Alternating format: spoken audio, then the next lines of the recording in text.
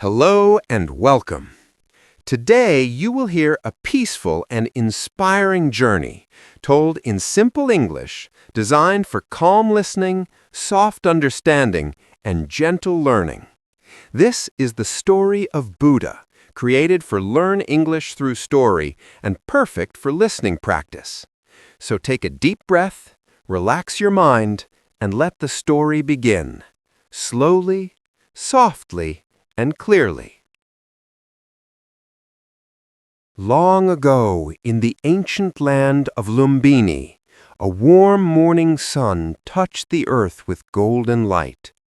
Birds sang gently, flowers opened their petals, and the wind carried a peaceful message through the trees. On that special morning, a royal baby was born. His name was Siddhartha Gautama, though the world would later know him as Buddha. People in the kingdom believed the baby was extraordinary. Wise men and holy men came to see him. They looked at his calm face and peaceful eyes, and they felt something special inside their hearts. Some said he would become a great king. Others said he would become a great teacher who would guide the world toward peace. The king, who loved his son deeply, wanted him to become a strong ruler. He wanted him to lead armies, win battles, and protect the kingdom. The king made a decision. The young prince should never see anything sad, painful, or troubling. He believed that if Siddhartha only saw beauty, he would grow into a powerful leader. So the palace became a world of perfect comfort. Soft music filled the air. Dancers performed in shimmering clothes. Delicious meals were prepared every day. Gardens full of bright flowers decorated every corner. The prince played, studied, learned, and grew, but always inside the safety of the palace walls. But even with all this beauty, the prince sometimes felt a quiet question inside him. It was not a loud question. It was not a painful question. It was more like a whisper inside his heart. He wondered why he felt this emptiness, even when everything around him looked perfect.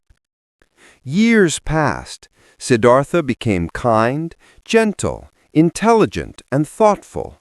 He learned about writing, reading, art, philosophy, and languages. He practiced archery, horse riding, and meditation. Everyone loved him, and his calm spirit made people feel peaceful in his presence. When Siddhartha grew older, the king decided it was time for him to marry. The prince married a beautiful and wise princess named Yasodhara. Their life together was soft and harmonious. Soon after, they welcomed a baby boy named Rahula. Everything looked happy from the outside. But in the prince's heart, that quiet question still remained. One evening, Siddhartha asked his father for permission to leave the palace for a short trip. The king felt nervous, but agreed. Guards cleaned roads, removed anything sad, and decorated the path to make it look perfect.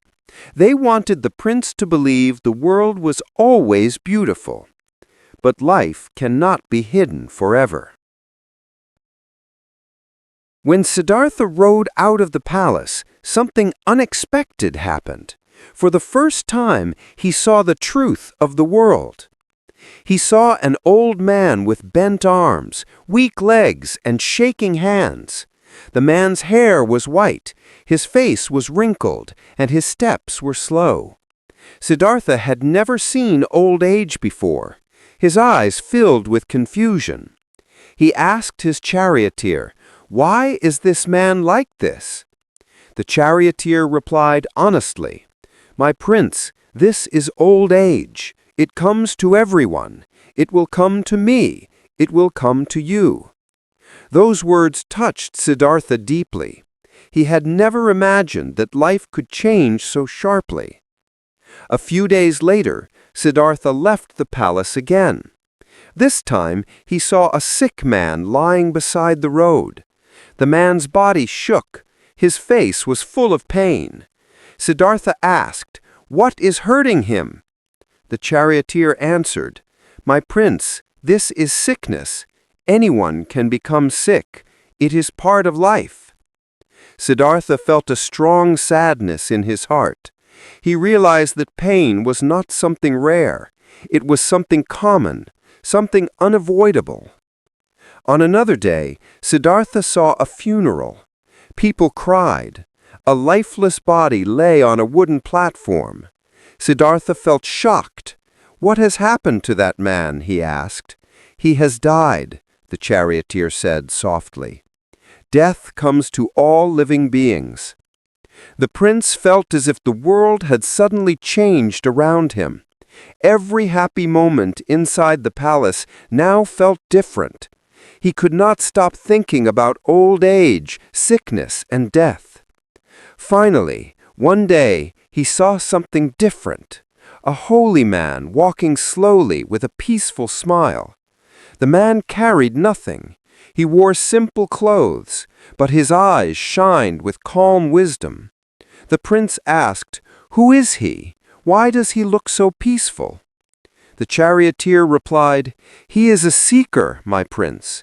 He searches for the truth, the meaning of life, and the path beyond suffering." For the first time, Siddhartha felt a warm light inside his heart.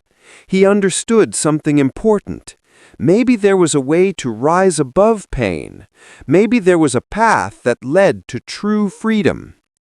That night, while the moon shined gently in the sky, Siddhartha sat alone in his room. His wife and son were sleeping peacefully. The palace was quiet. The soft wind entered through the window. Siddhartha looked at the world around him and felt love, but he also felt responsibility. He whispered to himself, "I must understand life. I must discover the truth. I must find a way to end suffering." And so he made a choice that would change history. In the silent hours before dawn, the palace slept peacefully. Soft lamps glowed in the hallways. Guards stood still at their posts, and the world seemed quiet and calm. But inside Siddhartha's heart, a heavy truth was awake. He knew that if he stayed in the palace, he would never find the answers he was searching for. He knew he had to understand why suffering existed and how people could live with peace. Siddhartha walked slowly to the room where his wife and little son were sleeping. He looked at them with deep love. He wanted to hold them, to stay with them, to protect them. But he also knew that without finding the truth, he could not truly help anyone. His heart felt heavy, yet clear. With a quiet breath, he stepped away. He called his horse, Kanthaka, and his loyal charioteer, Chana. The moonlight fell gently on the palace walls as Siddhartha mounted the horse. Chana looked at him with worried eyes and asked softly, "My prince, are you leaving forever?" Siddhartha nodded. "I must understand the world. I must find a way beyond suffering." The gates of the palace opened silently. The horse moved forward, its hooves touching the ground like whispers. Siddhartha looked back one last time, seeing the place where he had grown up, the rooms of laughter, the halls of music, the gardens full of color. But he did not turn back again. As dawn approached, Siddhartha reached the edge of the forest. He stepped down from his horse. He removed his royal ornaments, rings, necklaces, elegant cloth, and handed them to Chana. "Take these back," he said. "Tell my father I did not leave out of disloyalty. Tell him I left because I must find the truth." Chana cried, but Siddhartha placed a calm hand on his shoulder. Then he cut his long royal hair. He put on simple robes. At that moment, the prince disappeared, and the seeker was born. Siddhartha walked into the forest with steady, peaceful steps. For the first time in his life, he had nothing. No palace, no servants, no comfort. But he felt a strange freedom, a quiet strength, as if his heart had opened like a lotus flower. He traveled from village to village, learning from wise men, holy men, and spiritual teachers. One teacher taught deep concentration. Another taught powerful breath control. Siddhartha learned quickly, mastering meditation faster than anyone expected. But each time he felt something was missing. The teachers were wise, yet their teachings did not answer the question burning inside him. Why do people suffer? How can suffering truly end? So he continued. After months of searching, Siddhartha met a group of 5 monks who practiced extreme discipline. They starved their bodies, rejected comfort, and pushed themselves into pain to reach spiritual purity. Siddhartha joined them. The days turned into months, and the months turned into years. Siddhartha ate almost nothing, sometimes just a single grain of rice. His body grew thin, incredibly thin. His bones showed under his skin. His hair lost its shine. He sat under the burning sun, under the cold nights, under storms and winds. But his mind still did not find the truth. One day, while trying to meditate, Siddhartha suddenly collapsed from weakness. A young girl named Sujata, carrying a bowl of sweet rice milk, saw him lying on the ground. She thought he was a holy man in deep need. She gently offered him the bowl. Siddhartha looked at the bowl, then at his fragile hands. He slowly drank the rice milk. Warmth returned to his body. His strength slowly came back. In that moment, he understood something important. Punishing the body does not bring enlightenment. Comfort alone does not bring enlightenment. The true path must lie somewhere in the middle. This understanding became the foundation of what the world would later call the middle way. The 5 monks who had practiced with him became angry. They believed Siddhartha had failed. They believed he had abandoned discipline. So they left him. But Siddhartha did not feel lost. He finally felt clear. He walked to a quiet place in Bodh Gaya where a large tree stood. Wide branches, deep roots, leaves that danced gently with the wind. Siddhartha sat down under this tree. He crossed his legs. He placed his hands on his lap. He straightened his back. He made a simple promise to himself. I will not leave this place until I find the truth. The air around him grew still. The birds quieted. The sky darkened into night. The moon rose slowly into the sky. Siddhartha closed his eyes and began to meditate. His mind traveled through memories of countless lives, lives of joy, of sadness, of learning, of loss. He saw how actions create consequences, how desires create suffering, and how the cycle continues. Hours passed. The sky slowly brightened. At the moment just before dawn, a deep clarity rose inside him like the morning sun. Siddhartha opened his eyes. The first light of sunrise touched his face. He was no longer just Siddhartha. He had become the Buddha, the awakened one. His heart was filled with peace. His mind was filled with wisdom. His soul was free. And with this awakening, a new path for the world began, one that would bring hope, kindness, and understanding to millions. The morning light spread slowly across the land as the Buddha sat under the Bodhi tree, feeling the deep calmness of awakening. The world looked the same as before, the trees, the sky, the birds, the earth, but something inside him had changed completely. He felt no fear, no confusion, no desire. His mind was steady like still water. His heart was open like a bright flower. For many hours he remained seated in silence. The Bodhi tree's leaves whispered gently above him, as if the tree itself understood what had happened. Even the earth seemed peaceful, as if it knew that something extraordinary had been born, a wisdom that would help people for thousands of years. The Buddha slowly stood up. His steps were gentle, soft, and full of awareness. Every movement felt meaningful. Every breath felt connected to the world.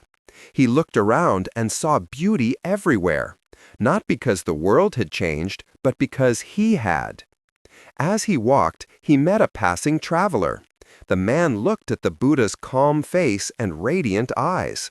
Something about him felt different, almost indescribable. The traveler bowed and asked, "Who are you? Your presence feels unlike anything I have seen." The Buddha smiled softly and said, "I am awake." The traveler felt a warm peace in his heart, even though he did not fully understand the meaning of the words. But the Buddha did not stay long. His mission had only just begun. Although he had found enlightenment, the Buddha wondered if people would understand his teachings. He knew the truth was deep, and people often chase pleasure, power, or comfort instead of truth. For a moment, he considered staying silent. He considered keeping the wisdom inside him. But then he remembered the world, the old man, the sick man, the dead man, the peaceful monk. He remembered the suffering he saw in people's faces, in their fears, in their struggles, and he felt compassion stronger than ever before. He knew he had to teach. So the Buddha walked toward the city of Sarnath, where the 5 monks who had practiced with him were staying. These 5 monks had once believed Siddhartha was weak. They had left him when he accepted food, when he chose the middle way. But the Buddha knew they still sought truth. As he approached the forest where the monks lived, they saw him from a distance. They whispered to one another, "Siddhartha is coming. Do not greet him. He abandoned discipline." But when the Buddha came closer, something in his presence shifted their hearts. They felt his calm energy. They felt his deep kindness. Before they knew it, they stood up and greeted him with respect. The Buddha sat down with them and began speaking. His voice was gentle yet firm, clear yet soothing. The monks listened as the Buddha shared the first teaching of his life, the teaching that would later be known as the first turning of the wheel of Dharma. He began with the 4 noble truths. There is suffering in life. Suffering has a cause, desire and attachment. There is an end to suffering, and there is a path that leads to that end. The monks listened with open hearts. The Buddha continued, explaining the middle way, the path that avoids both extremes, extreme pleasure and extreme pain. Then he explained the Noble Eightfold Path, a guide for living with wisdom, morality, and mental discipline. The monks felt the truth in his words. They felt clarity rising inside them. Their confusion began to dissolve, and their minds became calm. One by one, they began to understand.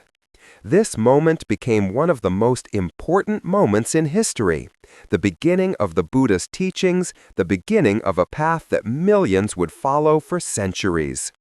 After this, the monks became the first members of the Buddhist community, known as the Sangha. They traveled with him, learned from him, and helped spread the message of peace, kindness, and mindfulness. The Buddha did not stay in one place. He walked from town to village to village. He taught kings and farmers, merchants and laborers, women and men, young people and old people. Anyone who wished to learn was welcome. He spoke about compassion, reminding people that kindness is more powerful than anger. He spoke about awareness, teaching that the mind becomes peaceful when we see things clearly. He spoke about desire, explaining that endless wanting leads to endless suffering. And he spoke about balance, encouraging people to live with harmony instead of extremes. People asked him difficult questions, and he answered patiently. Some asked about fear. Others asked about sadness. Some asked how to find happiness. The Buddha listened to every question carefully, as if each person were the only person in the world. His teachings touched hearts. His words softened pain. His presence calmed the troubled. Everywhere he went, people felt hope. But even as the Buddha traveled, he faced challenges. Some people doubted him. Some disagreed. Some were jealous. But the Buddha never argued, never fought, never reacted with anger. He responded with understanding, the same way a calm lake reflects the sky without disturbance. One day, a man approached the Buddha angrily and shouted insults. The Buddha listened quietly. When the man finished, the Buddha asked gently, "If someone gives you a gift and you do not accept it, who does it belong to?" The man replied, "It belongs to the one who offered it." The Buddha smiled and said, "Then your anger remains with you, because I do not accept it." The man felt stunned. His anger melted away, replaced by shame and understanding. Through moments like this, people learned not just from the Buddha's words, but from his actions, his presence, his calmness. He taught in forests, beside rivers, under trees, in crowded marketplaces, and in quiet homes. His message was simple yet powerful. Peace comes from within. Word of the Buddha spread across the land. But the Buddha did not seek fame. He did not seek followers. He simply shared the truth that had awakened inside him, truth that could relieve suffering and bring clarity. He continued walking, teaching, and inspiring for years, then decades. And slowly, his path touched millions of lives, changing not only individuals, but entire cultures, entire nations, and eventually the whole world. As the years passed, the Buddha's teachings continued to spread like gentle ripples across a still lake. Everywhere he walked, people gathered around him, not because he forced them, not because he promised miracles, but because they felt a deep sense of peace simply by being near him. His presence felt like a quiet sunrise after a long night, soft and comforting. The Buddha understood people's hearts with remarkable clarity. When someone was sad, he listened. When someone was angry, he remained calm. When someone was confused, he guided them with patience. He became a symbol of compassion, a living example of kindness. One of the people who came to him for guidance was a young monk named Ananda. He was gentle, sincere, and full of devotion. Ananda became one of the Buddha's closest companions, walking beside him for many years. He listened to every teaching, remembering every word, every detail. Because of Ananda, many of the Buddha's teachings were preserved and passed down through time. Another follower was a former prince named Rahula, the Buddha's own son. When Rahula grew old enough, he too sought the truth. He joined the monks and began learning from his father. The Buddha taught him gently, explaining that wisdom came not from royal blood, but from understanding the mind. One day, Rahula asked the Buddha, "Father, what is the most important thing for a person to learn?" The Buddha spoke softly. "To understand your own actions, to see your own heart clearly, and to live with honesty." These simple teachings helped Rahula become wise and humble. As the Buddha traveled, he also met people who lived difficult lives, people who felt lost, people who struggled with anger, people who had made mistakes. The Buddha never judged them. He welcomed everyone with open compassion. There was once a man named Angulimala, feared across the land. People said he was dangerous, violent, and impossible to change. But when he met the Buddha, something unexpected happened. Instead of fear, the Buddha looked at him with calm eyes. Instead of running, the Buddha stood still. And something inside Angulimala broke open. He dropped his anger. He dropped his past. He fell to the Buddha's feet and asked for a new life. The Buddha accepted him, showing once again that compassion can transform even the darkest heart. Many kings also sought the Buddha's wisdom. One of them was King Bimbisara, who admired the Buddha deeply and offered him land for his monks. Another was King Pasenadi, who learned from the Buddha how to rule with fairness and kindness. The Buddhist teachings influenced leaders, turning kingdoms into places of peace. Villagers, farmers, merchants, children, everyone found hope in his words. But the Buddha always reminded them, "Do not believe something just because I say it. Test it. See if it brings peace. See if it reduces suffering. If it does, then follow it." This open approach made people trust him even more. They felt free, not pressured, to learn and grow. The Buddha's community grew larger every year. Many monks and nuns joined the Sangha. They lived simple lives, walking for alms, meditating daily, and studying the teachings carefully. Their purpose was to understand the truth and to help others do the same. One of the most memorable teachings the Buddha gave was about the power of the mind. He explained that the mind was like a garden.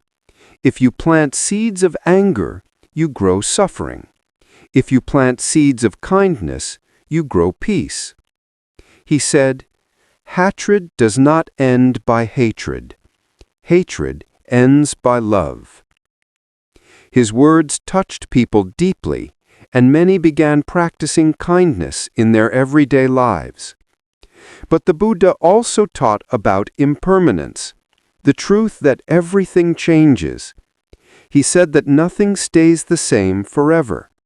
Happiness changes. Sadness changes. Life itself changes. By accepting this, people could let go of fear and live more peacefully. The Buddha often used simple stories to teach. He told the story of a woman named Siddhartha Gautama, whose child had died. She came to the Buddha holding her child's body, crying and begging him to bring him back to life. The Buddha listened with great compassion. He told her to find a mustard seed from a house where no one had ever died. She went from door to door, but every person told her the same thing. Slowly she understood that death was a part of life. She returned to the Buddha, placed her child gently before him, and said, "No house is free from death." The Buddha comforted her and taught her the nature of impermanence. She became one of his devoted followers. Another time, the Buddha spoke about desire. He compared desire to a fire, always burning, always hungry, never satisfied. He said that people suffer not because they have too little, but because they always want more. Freedom, he explained, comes when the fire of desire cools, when the mind becomes steady and calm. Years continued to pass. The Buddha grew older, but his mind remained sharp and his heart remained kind. His hair turned gray, his steps became slower, but his teachings only deepened. He often reminded his followers, "Do not depend on me alone. Be a light for yourselves. Look within your own mind. There you will find truth." Even as age touched his body, his spirit remained vast and radiant. He continued traveling, sometimes through heavy rain, sometimes through scorching sun, always walking with the same gentle intention to reduce suffering wherever he went. People offered him food, water, cloth, flowers, shelter. But the Buddha never accepted more than he needed. He lived simply, teaching that true happiness comes from letting go, not collecting more. His days were filled with meditation, teaching, walking, and meeting people from every background. At night, he rested under trees, in monasteries, or in the open air. His life was a quiet example of freedom. Everywhere he walked, people whispered his name with respect. For them, the Buddha was not just a teacher. He was a bridge from confusion to clarity, from fear to courage, from suffering to peace. And yet the Buddha never saw himself as special. He always said, "I am awake. You also can awaken." His message was clear. Wisdom was not just for monks. It was for everyone. Anyone willing to look deeply into their own mind. His journey was far from over, but the seeds he planted were already blooming in thousands of hearts. As the Buddha continued his journey across the kingdoms, his teachings spread further than anyone had imagined. Villages that once lived in fear and conflict slowly became peaceful. Families who used to argue began speaking with more kindness. People who felt lost now walked with confidence, guided by the Buddha's words. But not everyone understood him. Some people felt jealous of his influence. Others felt confused by his teachings. And a few, driven by their own pride, even tried to challenge or criticize him. But the Buddha always remained calm. His wisdom was steady, like a large tree that does not fall when a storm passes. One of the Buddha's most famous encounters happened with a proud and angry man. This man believed he was superior to everyone else. He saw the Buddha teaching a crowd and shouted loudly, "You are a fool! Your words are meaningless!" The crowd gasped. People expected the Buddha to defend himself. But the Buddha simply looked at the man with soft eyes and asked, "If someone gives you a gift and you do not accept it, to whom does the gift belong?" The man replied, "It belongs to the one who tried to give it." The Buddha smiled gently and said, "Yes, and so it is with your anger. I do not accept it. It remains with you." The crowd fell silent. The man had no reply. His anger melted away like ice in warm sunlight. This moment became famous, repeated for generations, teaching millions the power of calmness. Another time, a young woman named Magandiya came to test the Buddha. She believed beauty was everything. She believed desire was strength. But the Buddha taught her gently that beauty fades, desire burns, and peace of mind is far more valuable. Slowly, her heart changed. She began to see the world through new eyes. The Buddha also taught monks how to live responsibly. He reminded them that wearing simple robes and shaving their heads was not enough. What truly mattered was the purity of their thoughts and actions. Many monks grew wiser under his guidance, allowing the Sangha to flourish. During this time, one of the Buddha's most loyal followers, Sariputta, became known for his deep wisdom. People said he understood the Buddha's teachings like a clear pond reflects the moon, perfectly, without distortion. Another monk, Moggallana, became famous for his extraordinary spiritual strength and compassion. Together, they helped guide new monks and protect the teachings.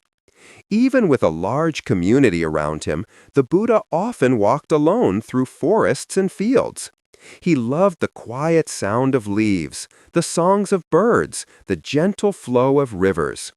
Nature reminded him of impermanence and simplicity. The monks who followed him learned to appreciate silence just as much as words. Sometimes, the Buddha would visit small huts or remote villages where people lived hard lives. Farmers working in the hot sun, fishermen sailing through dangerous waters, and mothers raising children with limited resources would all gather to hear him speak. The Buddha treated them with the same respect he showed to kings. He once told a farmer, "Whether you are rich or poor does not decide your happiness. Your peace comes from your heart." These words comforted countless people who felt their lives were too difficult. In one memorable village, a poor woman offered the Buddha a bowl of rice mixed with simple herbs. Some monks hesitated, thinking the offering was too humble. But the Buddha accepted it joyfully and said, "A pure heart makes even a small gift great." His kindness inspired people everywhere to give generously, not because they were forced, but because they wanted to. But as the Buddha aged, the journey became more difficult. His feet were tired from years of walking. His body grew weaker. He felt pain at times, though he never complained. The monks watched him with concern, but the Buddha continued teaching, determined to help as many people as possible. One day, while traveling through a peaceful forest, the Buddha told Ananda, "Life is like a flickering lamp. It burns for a moment, then goes out. Let us use our time wisely." Ananda felt his heart tighten with sadness. For many years he had walked beside the Buddha, listening, learning, protecting, and serving. The thought of losing him felt unbearable. But the Buddha placed a gentle hand on Ananda's shoulder and said, "Do not grieve for what must change. Learn to see clearly, and freedom will come." As the seasons passed, news of the Buddha's wisdom reached distant lands. Travelers carried his teachings across mountains, deserts, and rivers. His words spread far beyond the places he could personally visit. His message of compassion became a guiding light, offering hope to people he had never met. Even those who were once enemies of the Buddha changed their hearts. Some who had challenged him out of pride or anger eventually came back seeking forgiveness. And the Buddha always welcomed them with open compassion. He taught that holding on to anger only creates more suffering, while forgiveness opens the door to peace. One day, a powerful storm struck a village near the forest. Houses were damaged, fields were flooded, and people were frightened. The Buddha and the monks helped the villagers, calming them, giving them food, and comforting those who had lost their homes. Through this, the villagers learned that spirituality was not only meditation or chanting, it was also helping others in times of need. As his fame grew, some people began calling him the Light of Asia. Others called him the Great Teacher or the Awakened One. But the Buddha always reminded them, "Do not worship me. Follow the path of understanding. That path will guide you long after I am gone." He wanted his teachings to survive, not as rules, but as living wisdom, something people could apply in their daily lives. By this time, the Sangha had become strong and organized. Monasteries were built, more monks and nuns joined. People from many backgrounds studied together, sharing kindness and supporting each other. The community felt like a family, united not by blood, but by purpose. However, the Buddha knew his final years were approaching. His breath was slower, his steps were smaller, but his mind was vast, clear, and peaceful. He continued speaking with the same gentle strength he had always shown. In the evenings, he often sat under the open sky, watching stars shimmer in the darkness. He reminded his followers that everything, even the stars, change with time. Understanding this truth brought freedom. As he looked at the sky, he said to Ananda, "The universe is wide, but the human heart is wider when filled with compassion." These quiet moments became part of the story that monks later passed on from generations, inspiring millions to live with wisdom. The world was changing, and the Buddhist journey was nearing its final chapter. But the seeds he had planted, seeds of kindness, wisdom, and peace, were already growing across lands and hearts. Hello and welcome back. Let us continue the story of Buddha with calm hearts and open minds. As the Buddha entered the final chapter of his life, The world around him was changing rapidly. Kingdoms rose and fell, leaders came and went, but his teachings remained steady, like a river flowing through time. Even in his old age, the Buddha never stopped walking from village to village. His steps were slow yet purposeful. His voice had grown softer, yet every word carried deep meaning. People gathered wherever he went, hoping to hear even one sentence of wisdom before he passed by. One evening, as the sun set over the mango forests, the Buddha paused beside a quiet stream. The monks gathered around him. The air felt gentle, almost sacred, as if nature itself was listening. The Buddha spoke softly. "Everything that arises will pass away. Nothing stays. That is the way of life." Ananda, who sat closest to him, felt a deep sadness but tried to keep his voice steady. "Lord, must everything fade?" The Buddha looked at him with warmth. "Ananda, the beauty of a flower lies in its short bloom. Its impermanence is what makes it precious. Life is the same." The monks listened silently. Many of them had spent decades learning from the Buddha, yet his words still touched them like the first day they had met him. As the months passed, the Buddha grew weaker. His body could no longer travel long distances, but he insisted on making one final journey to the town of Kushinagar. On the road, he met people who had once been angry with him, people who had doubted him, and people whose lives he had completely transformed. All of them came forward to pay their respects. Along the way, a humble blacksmith named Kunda prepared a meal for the Buddha and the monks. He had no riches to offer, only his sincere heart. The Buddha accepted the meal with gratitude, but shortly after eating, his body grew faint. The monks realized his final moment was near. Ananda rushed to his side, trembling with emotion. "Lord, what shall we do?" The Buddha gently raised a hand. "Do not blame Kunda. A gift given with pure intention carries no fault. This is simply the nature of life." Even in his final hours, he protected others from guilt and sorrow.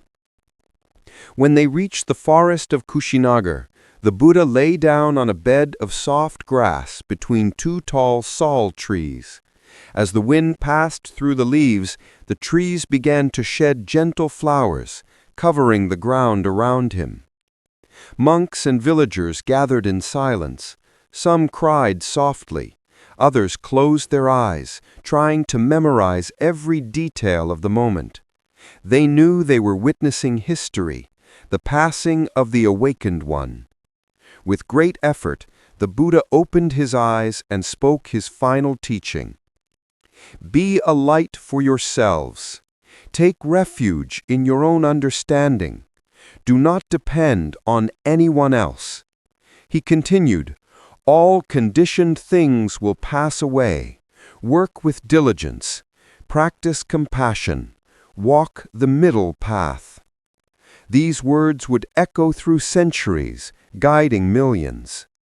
Ananda, unable to hold back his tears any longer, whispered, "Lord, the world will feel empty without you." The Buddha responded with a soft smile. "Ananda, I have not taught you to depend on my presence. I have taught you to depend on wisdom. The truth does not disappear with my body." As the night deepened, the Buddha closed his eyes slowly, peacefully. His breath grew lighter, like a flame softening in the wind.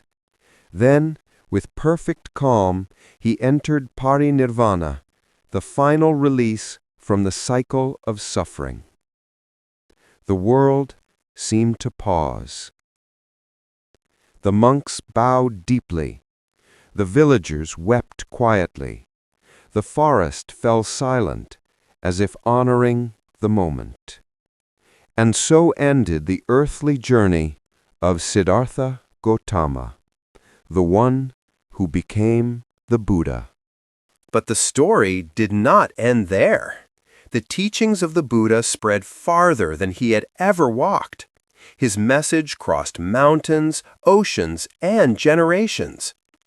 In India, monks carefully memorized his teachings, repeating them word for word so that nothing would be lost. Later, they wrote them down on palm leaves, creating scriptures that would travel across Asia. In Sri Lanka, the teachings inspired great monasteries. In China, scholars translated them with devotion. In Japan, artists carved peaceful statues of the Buddha. In Southeast Asia, kings built temples to honor his wisdom. And in countless homes across the world, ordinary people found peace by following his simple instructions. Be kind, be mindful, and understand the nature of life. Today, millions practice meditation, compassion, and wisdom because of his path. His story continues to inspire people in their listening practice, English learning, and personal growth. His life became a guiding light, not only for spiritual seekers, but for anyone who wishes to live with clarity and peace. The story of Buddha is not just a history. It is a lesson, a mirror, a reminder. A reminder that peace begins within. A reminder that compassion can transform lives. A reminder that the human heart has infinite potential to rise above suffering. Thank you for listening to the story of Buddha. If this journey touched your heart, if it helped you learn English through story, or if it supported your daily listening practice, then let this story stay with you. Remember, every moment is a chance to grow wiser, kinder, and more aware. And before we end, if you enjoyed this story, please like, share, and subscribe to the channel. Your support helps us bring more inspiring stories and English learning journeys to you.